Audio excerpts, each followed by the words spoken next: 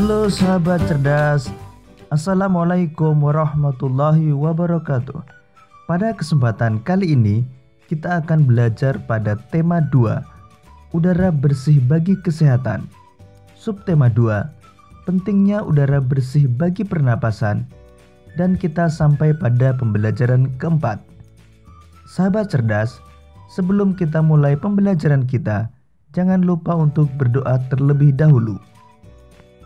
Sahabat cerdas, apakah kalian suka membaca cerpen? Sekarang mari kita membaca cerpen berikut ini tentang tanggung jawab dalam keluarga.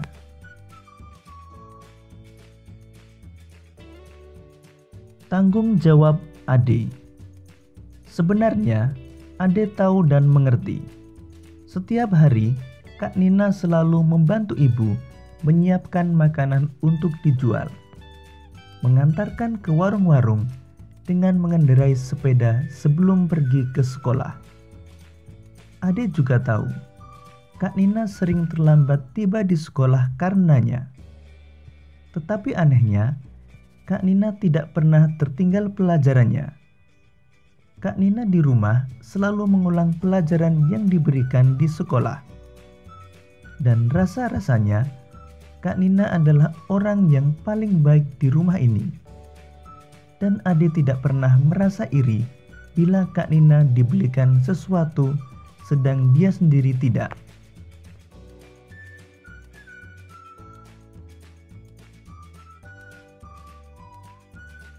Tetapi sekarang ini, pagi hari ini, Ade bersungut-sungut.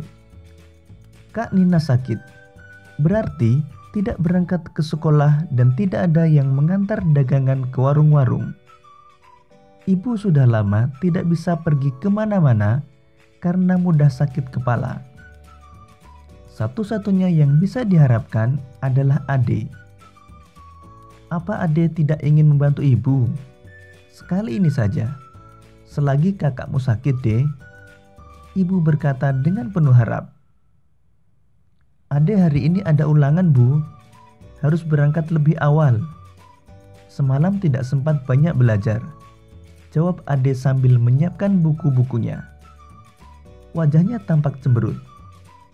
Ibu menarik napas panjang mendengar alasan yang diberikan Ade. Kalau sudah demikian, mau apa lagi?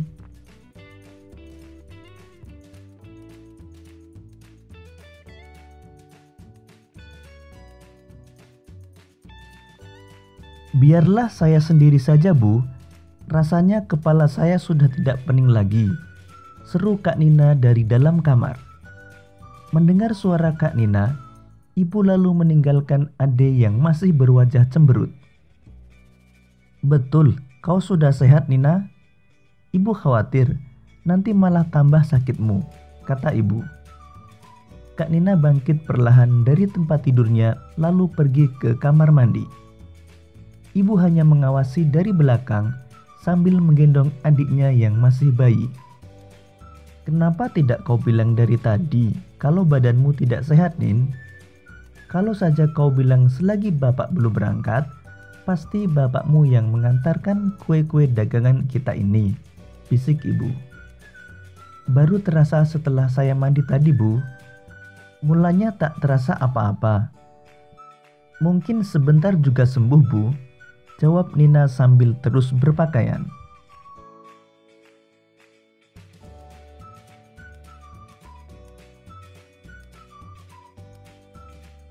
Ade berangkat tergesa-gesa. Ada ulangan, begitu alasan yang disampaikannya untuk menolak tugas yang biasa dilakukan Kak Nina. Padahal ia tidak langsung menuju ke sekolah, karena di sekolah pada waktu sepagi itu masih sepi. Bahkan mungkin gerbangnya belum dibuka. Dan sebenarnya pula tidak ada ulangan. Ade sengaja menolak tugas itu karena malu. Ia tidak mau teman-temannya melihatnya naik sepeda sambil membawa keranjang kue-kue. Ia tidak mau dikata-katai teman-teman seperti yang dialami Alip yang mengantarkan koran tiap pagi itu.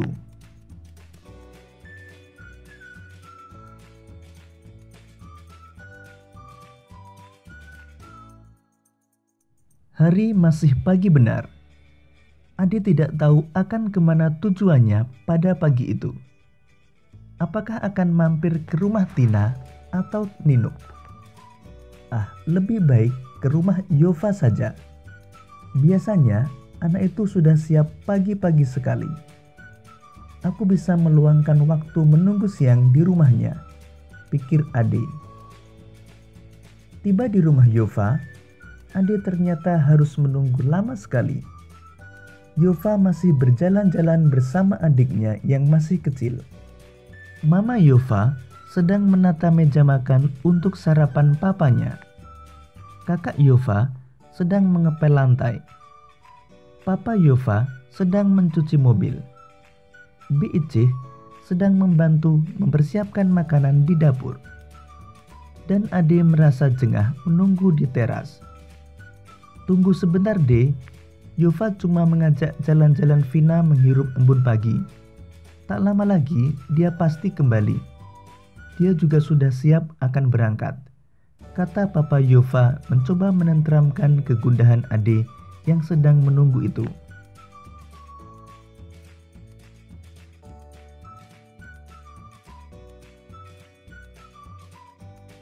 Tetapi yang dikatakan oleh Papa Yova itu ternyata lama sekali bagi Ade.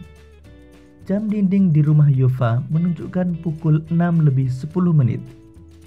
Jarumnya bergerak perlahan. Ade semakin merasa tidak enak duduk di kursi teras. Tak lama kemudian, Bi Icih mengantar secangkir teh manis dengan ubi goreng. Silakan diminum, Neng Ade, Bi Icih menawarkan. Saya mau berangkat dulu, Bi, jawabnya kepada Bi Icih. Lalu kepada Papa Yova, dia pamitan sambil bergegas pergi. Terima kasih Om, saya mau berangkat saja dulu. Mau mampir ke rumah Nino Om? Ia tiba-tiba gugup. Papa Yova keheranan. Demikian pula Bi Icih.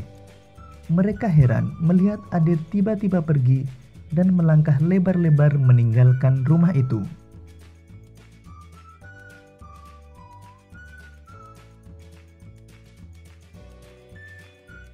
Semua orang sibuk, semuanya bekerja, semuanya tanpa kecuali.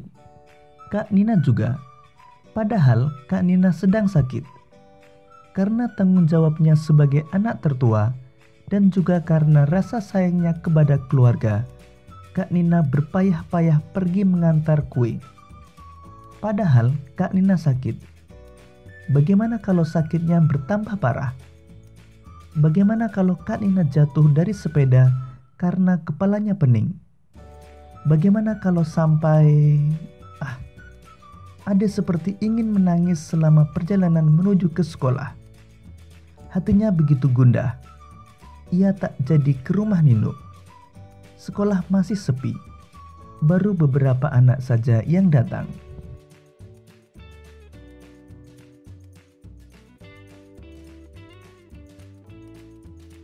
Selama pelajaran berlangsung, Ade tidak bisa memusatkan perhatiannya pada pelajaran. Beberapa kali ditegur Pak Adi karena melamun. Ia ingin segera pulang, ingin segera menjenguk Kak Nina. Mungkin Kak Nina tambah parah sakitnya. Mungkin Kak Nina jatuh dari sepeda karena kepalanya pening. Lalu ada kendaraan yang menabraknya. Hap! Kau sakit, Ade? Tiba-tiba terdengar teguran Pak Adi. Ade gelagapan. Rupanya tadi ia melamun selama Pak Adi menerangkan. Pak Adi lalu menghampirinya. Meraba keningnya. Ade jadi terharu. Kepalamu hangat, pulang saja ya, nanti bertambah parah, kata Pak Adi. Ade menurut. Ia bergegas meninggalkan sekolah. Ade berjalan dengan setengah berlari, agar secepat mungkin bisa tiba di rumah melihat Kak Nina.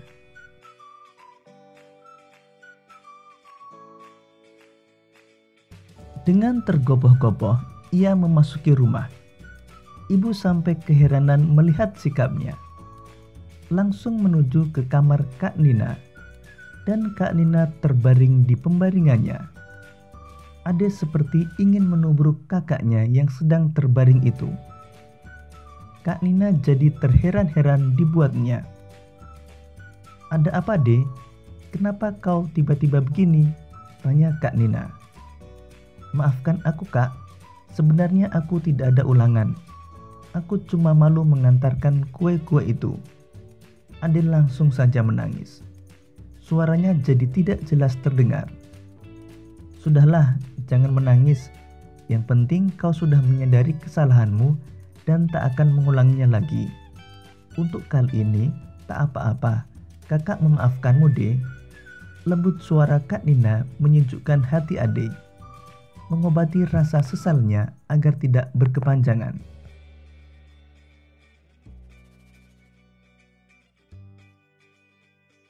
Dan keesokan harinya, Kak Nina masih sakit. Ade benar-benar melaksanakan apa yang dijanjikannya kepada kakaknya. Tanpa ragu lagi, Ade menjinjing keranjang kue-kue. Dengan sepeda, ia berkeliling mengantar kue-kue itu ke warung-warung. Tak ada yang mengejek, tak ada yang menggoda, tak ada rasa malu. Yang ada adalah rasa tanggung jawab yang besar. Demikian tadi sahabat cerdas, cerpen tentang tanggung jawab Ade. Berdasarkan cerpen tersebut, mari kita jawab beberapa pertanyaan berikut ini.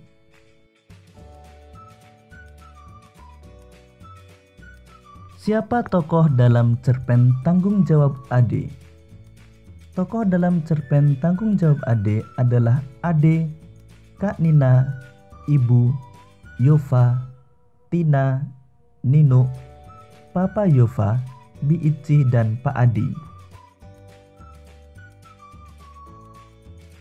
Berapa anggota keluarga Ade? Anggota keluarga Ade ada 5 orang, yaitu ayah, ibu, Kak Nina, Ade, dan adik bayi.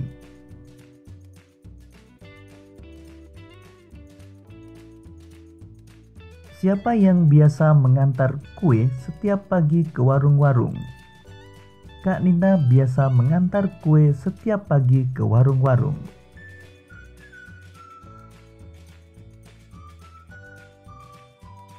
Apa yang terjadi pada Kak Nina? Kak Nina sedang sakit sehingga tidak bisa mengantarkan kue ke warung-warung.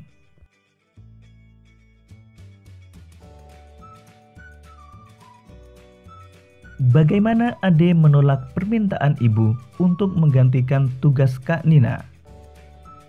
Ade berangkat tergesa-gesa karena ada ulangan.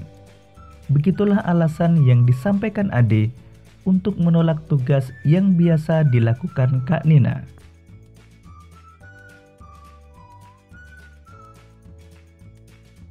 Mengapa Ade tidak mau menggantikan tugas Kak Nina? Ade sengaja menolak tugas itu karena malu. Ia tidak mau teman-temannya melihatnya naik sepeda sambil membawa keranjang kue-kue.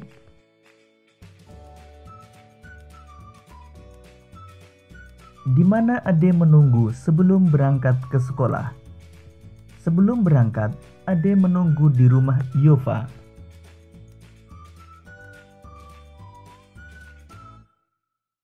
Mengapa Ade merasa gundah saat berlangsung pelajaran di sekolah? Ade merasa gundah saat berlangsung pelajaran di sekolah karena merasa bersalah dan khawatir Kak Nina tambah parah sakitnya.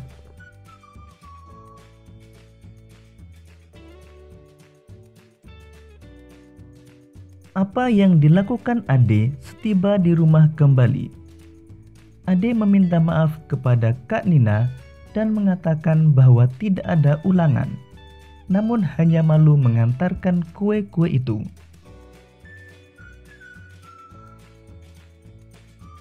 Apa yang dikatakan Kak Nina kepada Ade? Kak Nina mengatakan agar Ade jangan menangis dan yang penting Ade sudah menyadari kesalahannya dan tak akan mengulanginya lagi.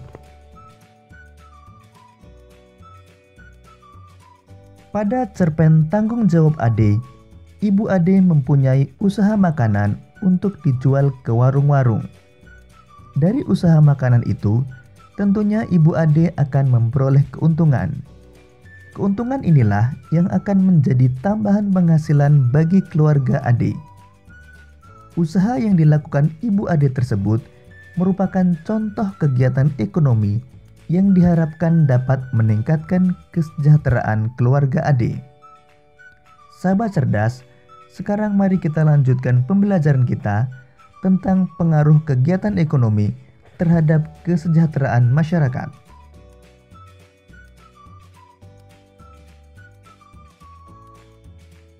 Kegiatan ekonomi adalah suatu kegiatan yang dilakukan manusia untuk memenuhi kebutuhan hidupnya.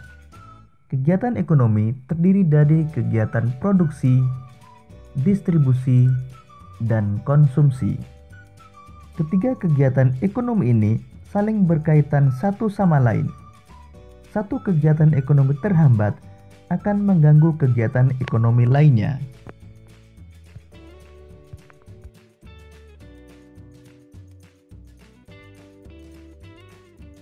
Produksi adalah kegiatan menghasilkan barang dalam rangka memenuhi kebutuhan hidup. Contoh kegiatan produksi adalah pengrajin gerabah yang mengubah tanah liat menjadi berbagai macam bentuk gerabah. Orang yang melakukan kegiatan produksi disebut sebagai produsen.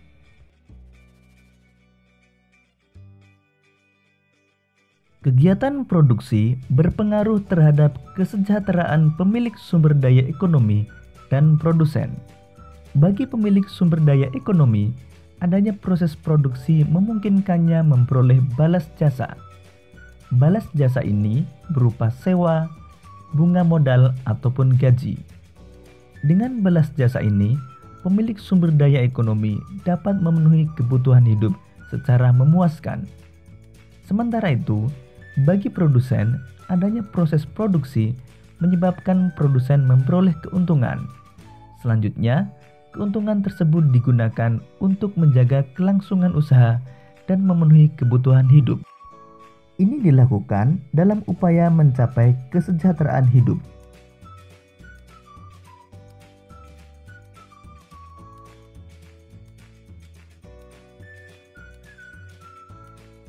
Distribusi adalah kegiatan menyalurkan hasil produksi dari produsen ke konsumen. Orang yang melakukan kegiatan distribusi disebut distributor. Kelancaran distribusi barang membutuhkan sarana transportasi dan akses yang memadai. Tujuannya agar hasil produksi dapat segera sampai kepada konsumen dengan cepat dan tepat.